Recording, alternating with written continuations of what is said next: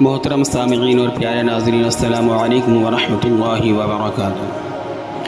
میرے دوستوں، پیارے رسول صلی اللہ علیہ وسلم نے ارشاد فرمایا، جس نے میری سنت زندہ کی اس نے مجھ سے محبت کی، اور جس نے مجھ سے محبت کی وہ جنت میں میرے ساتھ ہوگا۔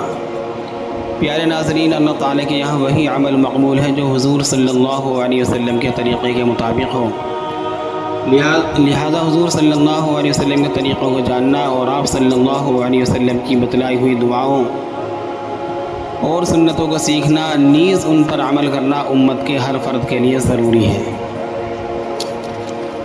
میں آپ کے سامنے کھانے کی سنتیں بتاؤں گا۔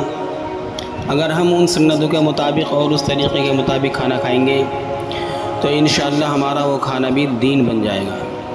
نمبر 1، دسترخوان بچھانا۔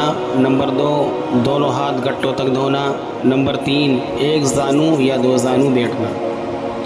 نمبر 4، ٹیک لگا کر نہ کھانا۔ نمبر 5، کھانے سے پہلے کی دعا پڑھنا۔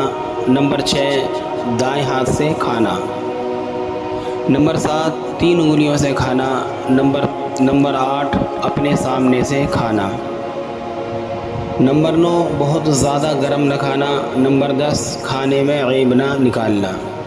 اگر پسند ہو کھا لیں، اگر پسند نہ ہو تو کم کھا لیں۔ نمبر 11، اگر لقمہ گر جائے، یعنی منہ میں جانے سے پہلے اگر لقمہ گر جائے دسترخوان پر تو اس کو اٹھا کر کھا لینا، اور اگر منہ میں سے گر جائے تو اس کو نہ کھائیں۔